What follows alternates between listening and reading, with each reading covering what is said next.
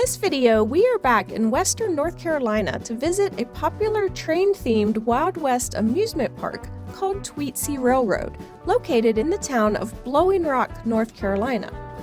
This park opened on July 4th, 1957, and as other attractions got added to the original train ride, it became North Carolina's first theme park, and one of the first in the country. The park's main attraction is still the steam locomotive. We will show you what riding that train is like in a few moments, but there's a lot of other things to do in this park, which we will show you along the way. The park is set in a Wild West town, and since we visited in September, it was decorated for Halloween, as opening day of the park's family-friendly Ghost Train Halloween event was only a week or so away. That event would only open for a few days before Hurricane Helene would hit the area, causing the park to cancel the remaining dates of the Halloween event. Even though the park was not badly hit, the park closed so that staff in the surrounding communities could focus on rebuilding after the storm. We have a link in the description below to a charity that we support called Samaritan's Purse. They are still meeting the needs of the communities affected by Helene and rebuilding homes damaged and destroyed, and they'll probably be on the ground for months to come. If you would like to donate to the cause as we have, please check out the link below. In addition to the train, there are about 17 other rides that families can enjoy together at this park, including several different flat spinner rides. As well as the Mouse Mine miniature train for kids. This is not to be confused with the actual steam locomotive trains that Tweetsie Railroad is known for.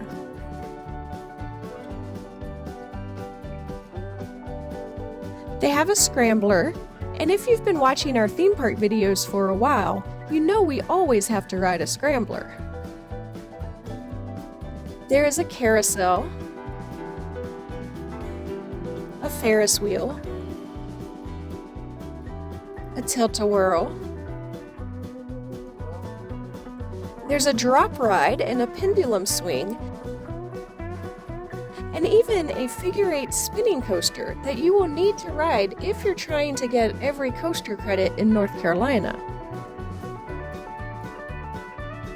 There are several levels of attractions and shows, and you can either take a chairlift to the upper level or take a ride in the park's bus, or you can walk up the hill along the walking trail.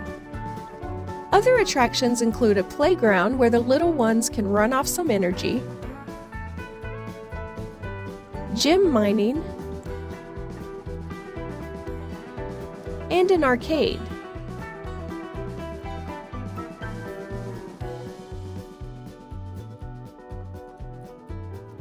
There was a blacksmith shop, though it was closed on the day that we visited. There was a haunted house that had been set up for the Halloween event that was scheduled to start. While the park closed for most of the Halloween season due to the hurricane, they did reopen at the end of November for their annual Christmas event. This park has several shows. We saw a couple of them in the Tweetsie Palace Theater, and we'll share some highlights here.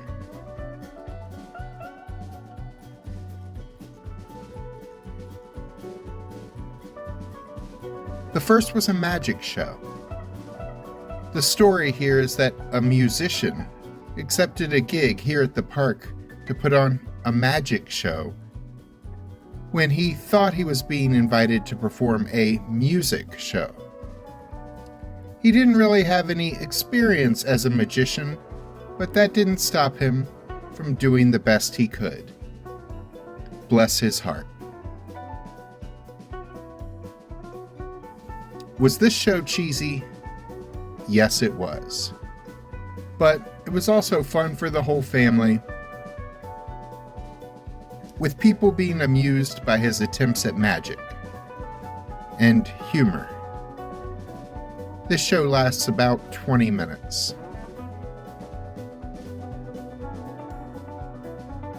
We came back to the same theater later in the afternoon to see Diamond Lil's Can Review. The performers would more accurately be described as singers who dressed like can dancers rather than actually being can dancers. But they were talented singers and put on a good show, singing train-themed Western songs.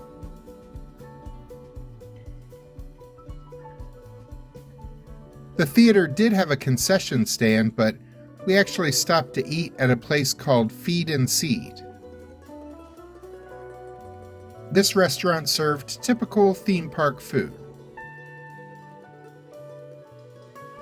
There was an indoor dining room, but there was also outdoor seating overlooking the mountains and the train tracks. I got a refillable Tweetsie Railroad souvenir cup,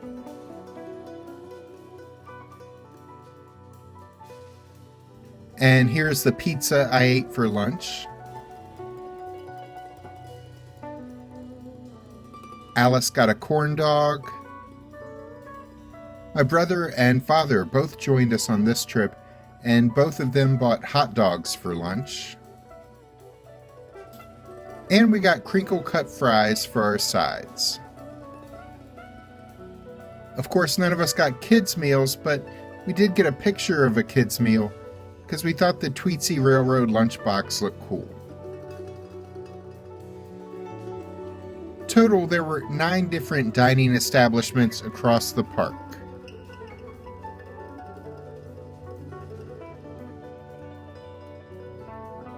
After lunch, we went to the park's petting zoo.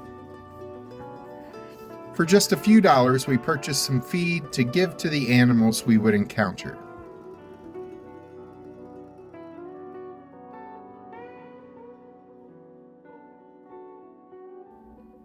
The feed came in ice cream cones, which the animals also ate. Were some of these animals very greedy?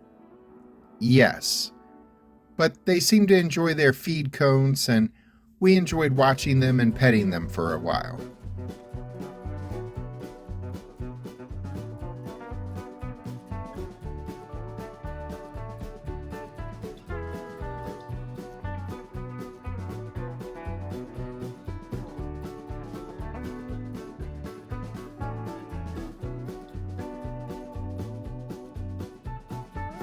Now, all of that made for a fun day, but the reason you come to Tweetsie Railroad is to ride the train.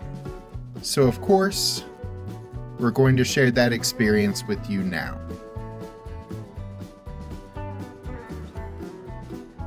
The park has 2 historic narrow-gauge steam locomotives. The one we rode is Engine 190, known as the Yukon Queen, because she came to the park from Alaska's Yukon Railway in 1960. The train runs once about every 40 minutes.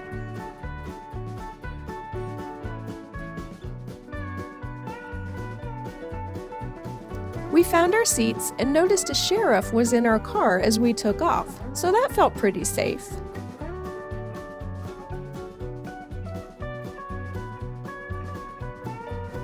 We began the 3-mile ride and saw a lot of scenic views along the way. When the train pulled into an old west town, the sheriff got off the train to look around. This sheriff was not as observant as you'd hope law enforcement to be. The sheriff got taken by surprise by an outlaw, and words were exchanged, as were a punch or two.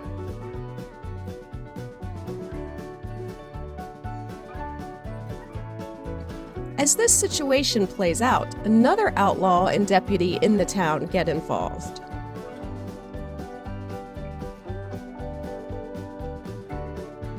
More violence broke out that would give most viewers a growing appreciation for pro wrestling.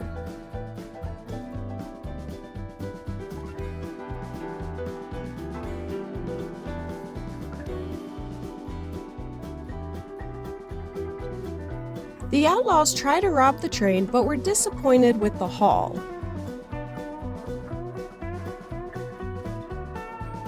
and then all these characters end up with us on the train.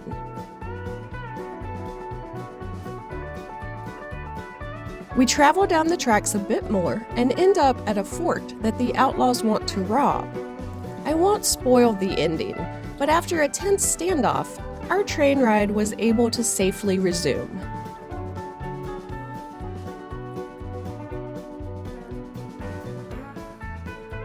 The brothers who created this park would actually go on to build a second train-themed amusement park.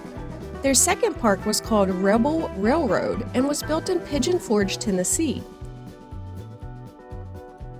That park still exists, though its ownership has changed hands a couple of times. It is now known as Dollywood.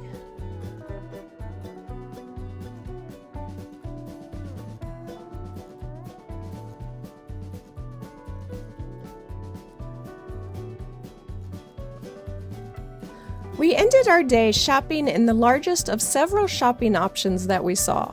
This one was called the General Store, and it had a lot of cool Tweetsie Railroad merchandise to choose from.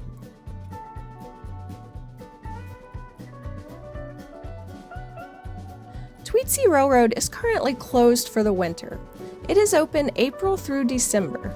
In 2025, opening day is Saturday, April 5th. The park is only open weekends for much of the year, so check Tweetsie.com for the schedule.